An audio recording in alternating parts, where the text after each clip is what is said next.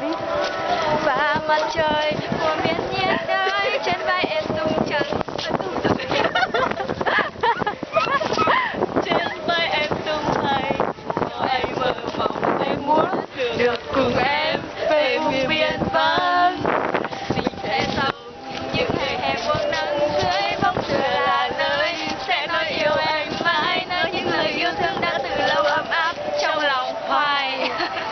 Lần đầu gặp Rồi cứ đi vào em hát đi. trên phố, em ngẩn ngơ thân thờ như người ngu mơ. Chỉ một lần nhìn vào đôi mắt em đã cho anh quên đi tất cả. Anh muốn được cùng em về vùng biên vắng.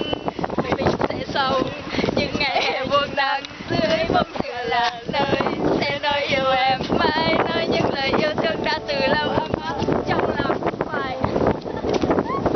lần đầu gặp em trên phố.